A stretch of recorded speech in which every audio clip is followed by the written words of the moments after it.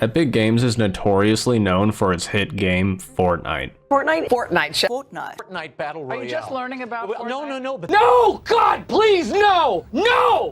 But before it was ever a topic of conversation, there was a popular franchise Epic Games held near and dear to their heart. That franchise is Gears of War. See? Sniper!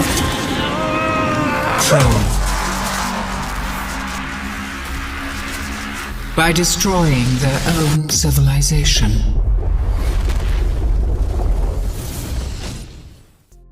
Gears of War was absolutely groundbreaking in the gaming industry. Microsoft worked hand in hand with Epic Games and heavily marketed Gears of War to serve as the final punchback to PlayStation prior to the PS3 launch. So much so that Gears of War was noted as the #1 anticipated game title of 2006. A number of folks from Microsoft came out to sell us on how they're going to market the hell out of this game. Microsoft has never slung their weight this much behind a new IP that they do not own, and they're taking this very, very seriously. Microsoft has one punch to throw before the juggernaut of the PlayStation 3 launches, and Gears is that punch. But Gears of War has been on a steep decline over the past decade in the eyes of its fan base. When you ask someone, what is your favorite Gears of War game? More often than not, they will say Gears 1, 2, or 3. You'll very rarely hear them mention a Gears of War game that was released after 2011. This is for a multitude of reasons that I'll be breaking down throughout this video. But before we dive into that, we need to understand what made Gears of War such a popular franchise in the first place.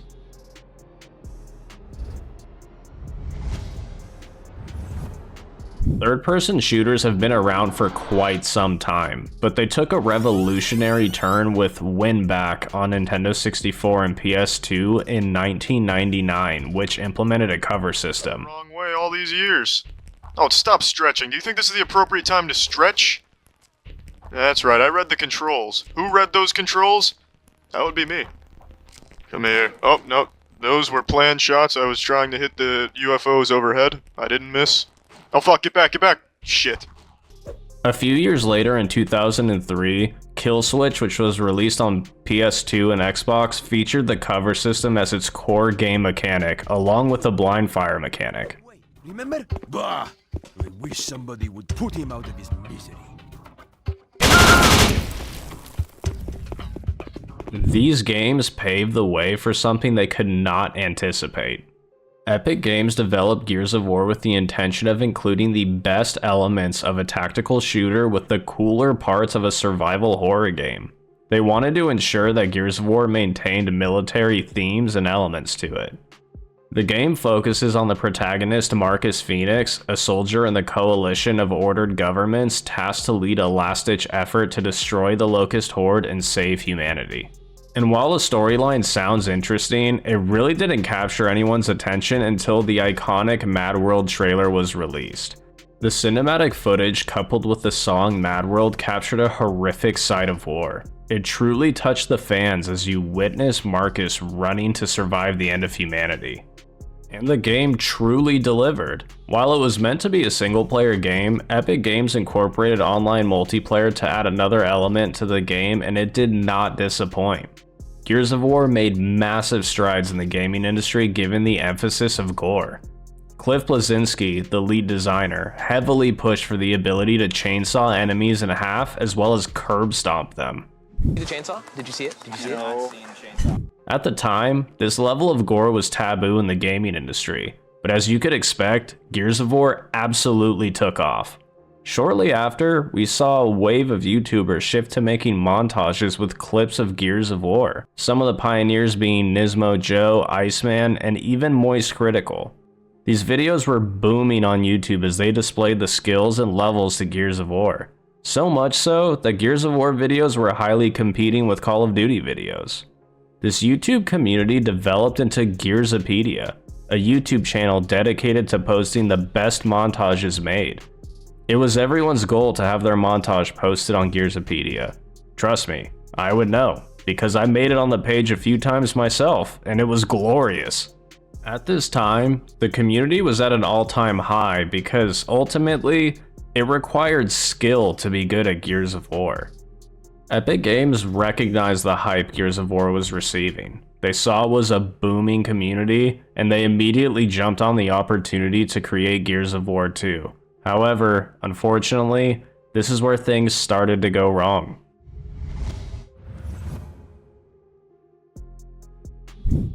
With the skill gap that was created in Gears 1, the community expected Gears 2 to be a newer, more polished version of Gears 1. But Gears of War 2 implemented noob-friendly tactics to expand the community. Tactics like frag tagging walls and turning the chainsaw ability into a vacuum made it much easier to survive in the game as a new player. Additionally, the actual gameplay was extremely buggy and clunky, and it truly didn't improve much in comparison to Gears 1. Within the first 3 to 6 months of Gears 2's release, the majority of the original community moved back to Gears 1, leaving Gears 2 with a player base of solely new players in the franchise. This led to a massive divide in the community. And while Gears 2 implemented a couple of good things like Horde mode, which was a survival mode going against waves of enemies, it wasn't enough to keep the community intact.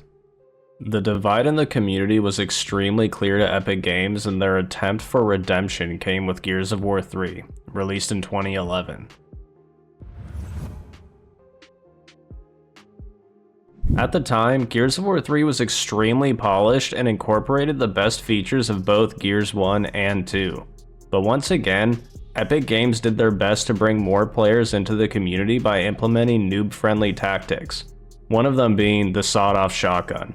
This double-barrel shotgun could literally wipe out an entire enemy team if they were close enough with just one shot. As you can imagine, the Gears 1 community caused an uproar with a ton of online attacks towards lead designer Cliff Bleszinski, since he was the face of Gears of War at the time. Only a year later, Cliff Bleszinski resigned from Epic Games. But the noob-friendly mechanics of Gears 3 didn't stop the community from playing it.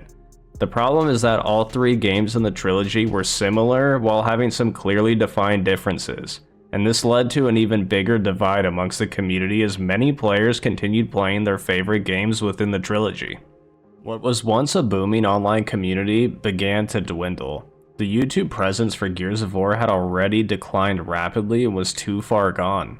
The damage was irreversible. Given the massive focus on skill gaps in the series, the standard for making montages catered to Gears of War skyrocketed. In the beginning, it was cool to snipe 2 people in a round. By Gears of War 3, you were expected to get triple blind fires on screen to have any form of relevance in the community.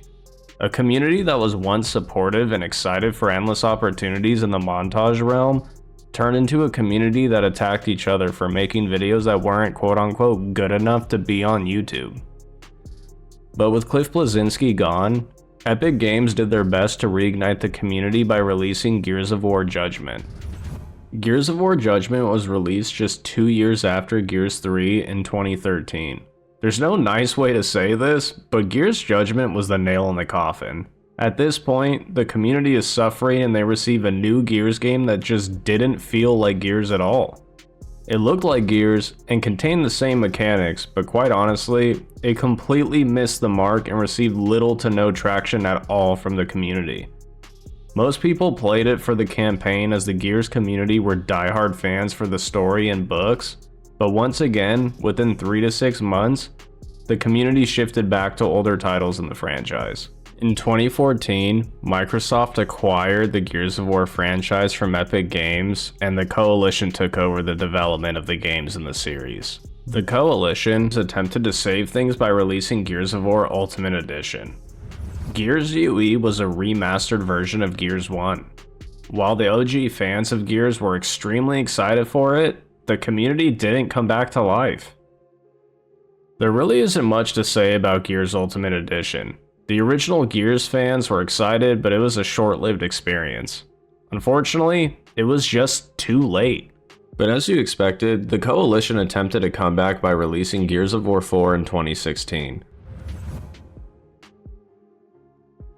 While Gears 4 was working towards a more polished game in general, the Coalition tried to change things by incorporating new enemies known as DBs.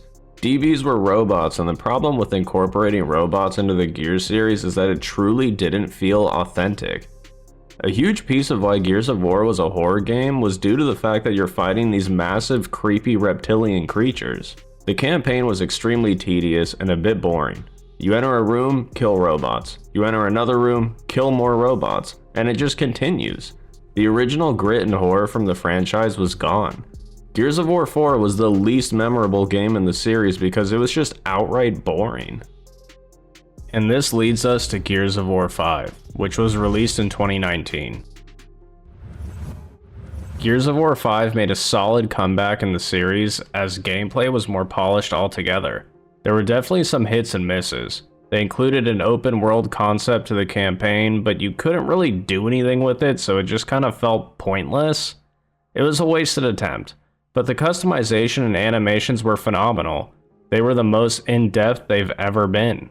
They made some minor changes to things that weren't really necessary, like the crosshairs on the sniper, but the game had a ton of potential and missed the mark due to the incorporation of crossplay with PC gamers. In Gears 5, PC gamers had the ability to spam movement and wall bouncing at a quicker pace than players on console. This led to a massive divide in playstyles amongst PC and console players, and it actually negatively impacted the way the game was played.